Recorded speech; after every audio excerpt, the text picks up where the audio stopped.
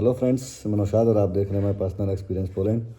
Friends, आज की video में पोलैंड के लिए बहुत अच्छी न्यूज़ है, गुड न्यूज़ भी है और बहुत अच्छी अच्छी इन्फॉर्मेशन है आज इस वीडियो में। जो कि अभी आप लोग को पता था अपॉइंटमेंट काफ़ी लेट आती थी और वीज़ा का रेशो क्या था, वीज़ा कैसे नहीं आ रहा था, कितना रिजेक्शन आ रहे थे। इन सब को लेके बहुत अच्छी न्यूज़ है मेरे पास और काफ़ी अपडेट है।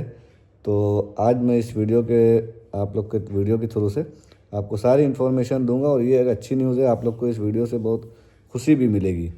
तो फ्रेंड्स, चलिए करते हैं वीडियो को स्टार्ट। और जो मेरे चैनल पर नए हैं वो वीडियो को लाइक करेंगे, चैनल को सब्सक्राइब करेंगे, अपने फ्रेंड्स में शेयर करेंगे ताकि लोगों को सुन के उनका भी हौसला बढ़ेगा और अच्छे से अपनी तैयारी भी करेंगे।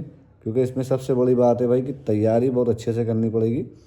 तो चलिए करते हैं वीडियो को स्टार्ट और आप लोग को बताता हूँ अभी पोलैंड की एम्बेसी का क्या न्यू सिस्टम आया है।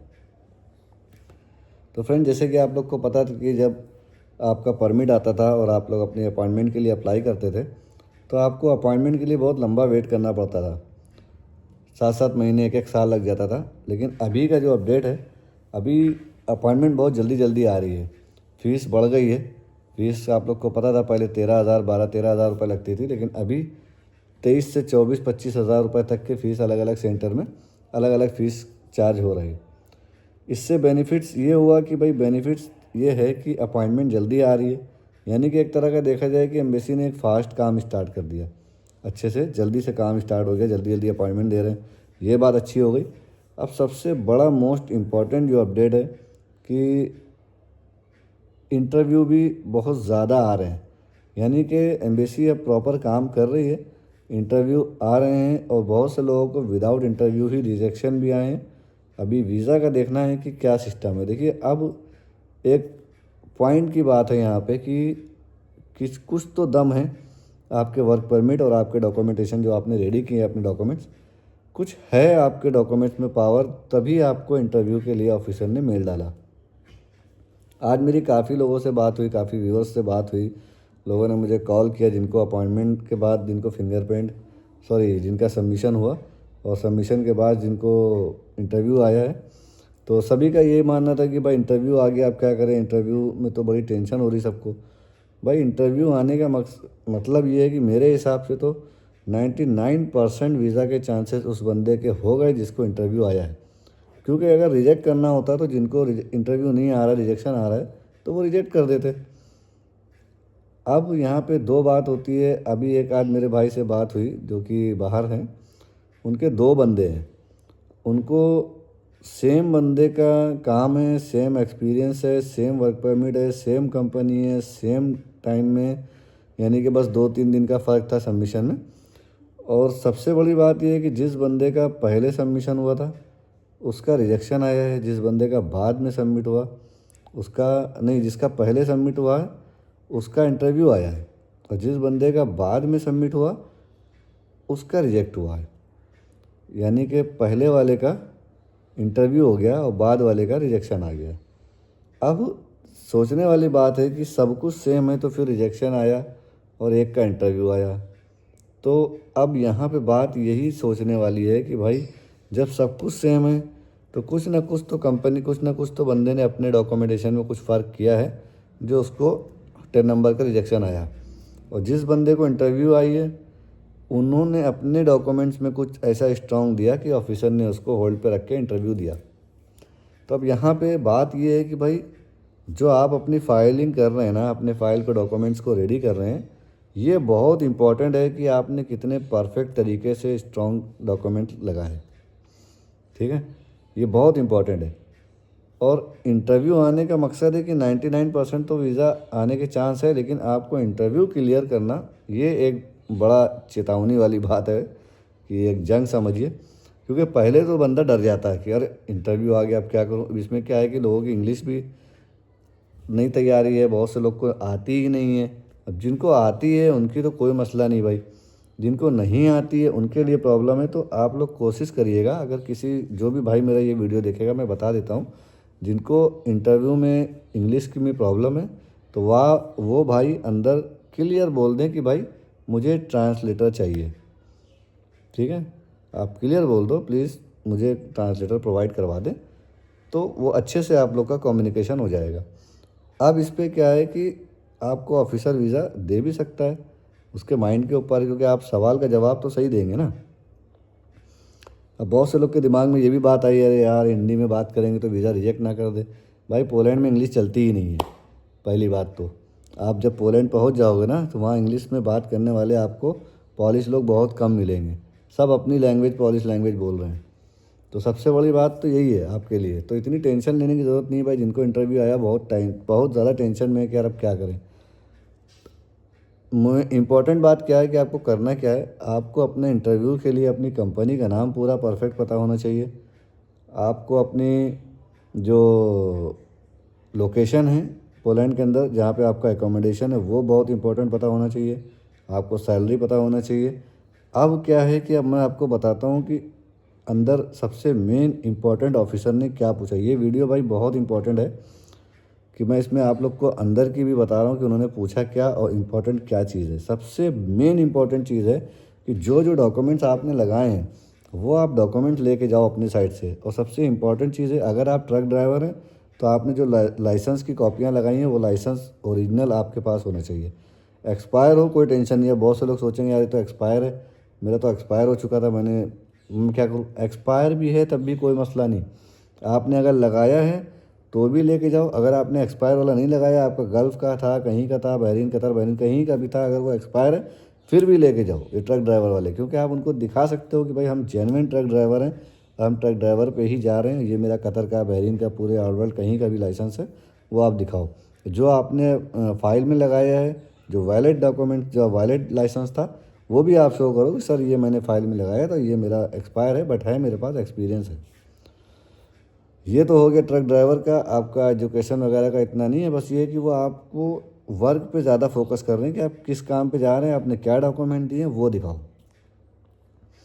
अब अगर आपने कोई एक्सपीरियंस सर्टिफिकेट लगाया है कोई भी काम का, जिस काम पे भी आप जा रहे हैं, वेल्डर हैं आप, फिटर हैं, पाइप फिटर हैं, जो भी हैं, कुछ भी हैं, आपने जो एक्सपीरियंस सर्टिफिकेट लगाया है वो एक्सपीरियंस सर्टिफिकेट लेके जाना है आपको।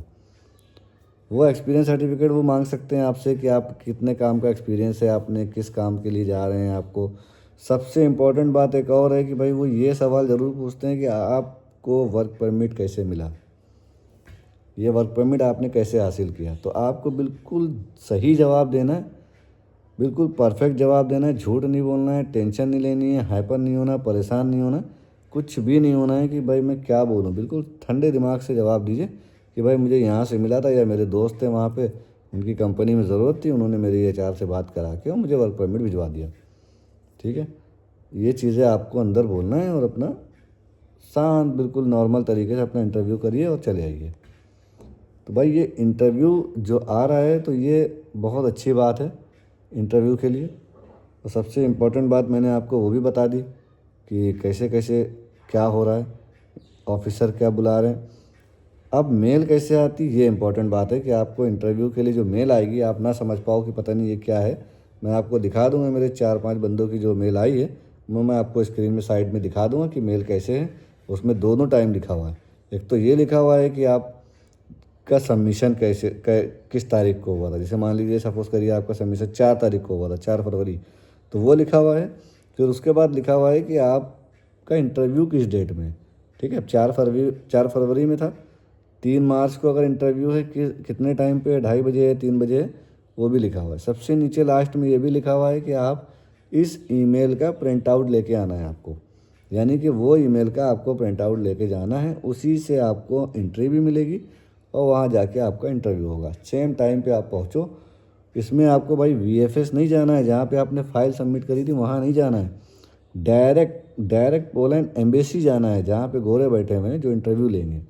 अभी बहुत से लोगों ने मेरे से आज ये भी पूछा कि भाई हमने फ़ाइल तो जयपुर में सबमिट करी थी या चंडीगढ़ में सबमिट करी थी, तो वहीं जाना है। नीचे एड्रेस दिया हुआ है, सबसे नीचे ब्लू लाइन में एड्रेस दिया हुआ है, आप देख लेना।